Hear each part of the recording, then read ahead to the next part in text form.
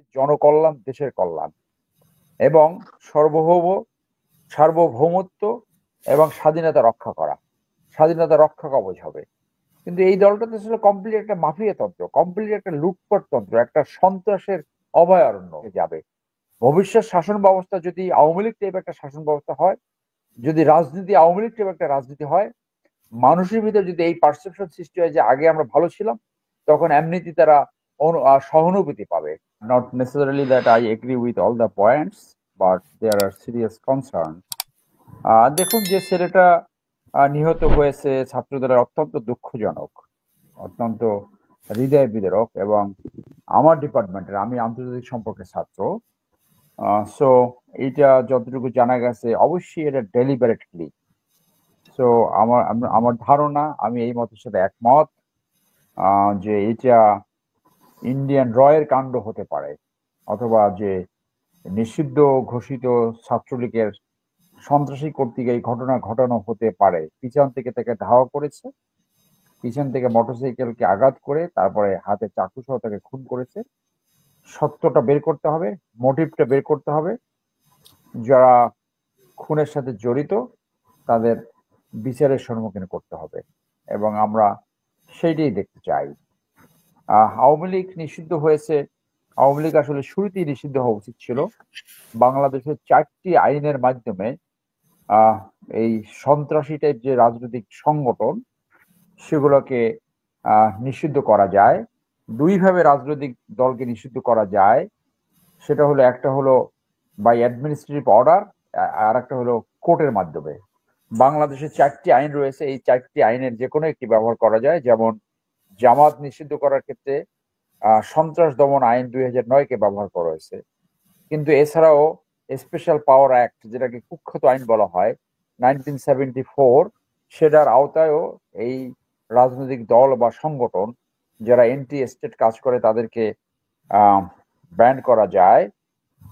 এছাড়াও যুদ্ধ অপরাধী ট্রাইব্যুনাল, যেটা আন্তর্জাতিক অপরাধ ট্রাইব্যুনাল, সেটা অ্যামেন্ডমেন্ট হচ্ছে।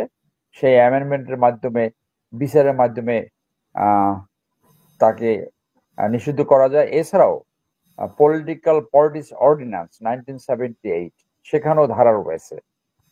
সো রাজনৈতিক দল যে নিষিদ্ধ হলো, শুরুতেই এটা বলা প্রয়োজন যে আওয়ামী লীগের রাজনৈতিক দলের কোনো বৈশিষ্ট্য ছিল কিনা।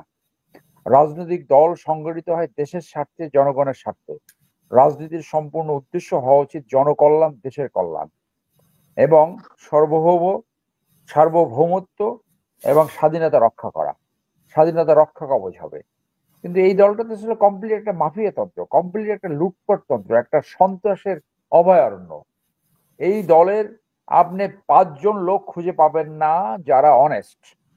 এই দলের 5জন লোক খুঁজে পাবেন না যারা ন্যায্যতায় বিশ্বাস করে। এই দলের ভিতরে কোনো ন্যায্যতা ছিল না।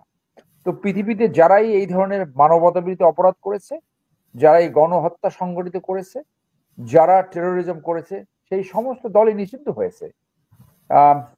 ইটালির মুসোলিনির দল, জার্মানির হিটলারের দল, আপনি নিশ্চয়ই জানেন। কে নামে একটি ডানপন্থী সাদাদের একটা সংগঠন ছিল আমেরিকাতে, ক্লান ক্লাক্স। তারা উগ্রপন্থী সংগঠন ছিল, সেইটাকে তাকে ব্যান করা হয়েছে। বাংলাদেশকে হিজবুত তাহরিকে ব্যান করা হয়েছে। এরকম আরো অনেক উদাহরণ দেওয়া যাবে, যে সমস্ত রাজনৈতিক দল জনস্বার্থে কাজ না করে, দলের ভিতরে ন্যায্যতা, দলের ভিতরে জবাবদিহিতা যখন রক্ষা না করতে পারে, যখন সেই দল সন্ত্রাসী দল হিসেবে রূপান্তর হয়, যখন তারা মানবতা বিরোধী অপরাধ করে, যখন তারা গণহত্যা সংগঠিত করে, এটা তো ইট ওয়াজ দ্য প্রাইম ডিউটি তাদেরকে ব্যান করা এবং বিচারের সম্মুখীন করা। এবং এই বিচারে সম্মুখীন হবে, এবং বিচারে তারা দোষী হলে অবৈধভাবে যদি সম্পদ কুক্ষিগত করে, সেটা বাজেয়াপ্ত হতেই পারে। আমি মনে করি সঠিক কাজ। কিন্তু এটা বলার সাথে এটাও বলা দরকার যে এইটা ব্যান্ড অবস্থা থাকবে কিনা একটু ক্লারিফিকেশন দরকার। যেটা ব্যান্ড কিন্তু এখনো পরিপূর্ণভাবে হয়নি, তাদের কার্যক্রমকে রেস্ট্রিক্ট করা হয়েছে বিচার না হওয়া পর্যন্ত। তো হোয়াট এভার, সেটা ব্যান্ড হোক অথবা রেস্ট্রিক্ট হোক, সেটা থাকবে কিনা, সেইটা নিবন্ধন স্থগিত করা হয়েছে। সেইটা নির্ভর করবে ভবিষ্যৎ রাজনীতির উপরে, ভবিষ্যৎ শাসন ব্যবস্থার উপরে।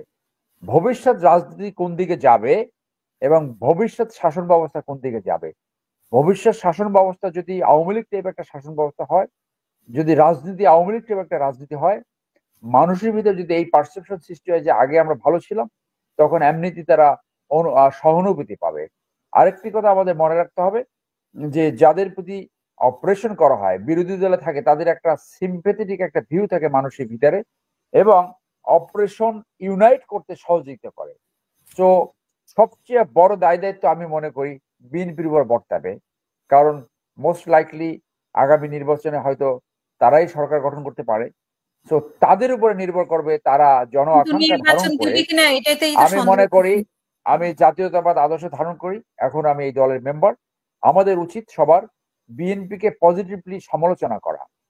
তারেক সাহেব লন্ডন থেকে যে দল কিভাবে পরিচালনা করতে হয়, আপনার দলের ভিতরে কিভাবে জবাবদিহিতা করতে হয়, দলের ভিতরে কিভাবে ডিবেট সৃষ্টি করতে হয়, আমি মনে করি সেইগুলো তিনি ইন্ট্রোডিউস করবে। দলের ভিতরে চাটুকর, গোলাম, বাটপার, টাউট এদেরকে সরাইয়া যোগ্যতা, দক্ষতা, সততার ভিত্তিতে টেবুলেশন অন মেরিটস নেতৃত্বকে সামনে আনতে হবে এবং জন আকাঙ্ক্ষা ধারণ করে রাজনীতি পরিচালনা করতে হবে। না হলে ওই আওয়ামী লীগ ঘুরে আসার অথবা তাদের ফিরে আসার যে কোনো ফর্মের সুযোগ সৃষ্টি হতে পারে। সেইখানে অত্যন্ত কেয়ারফুল থাকতে হবে। ধন্যবাদ।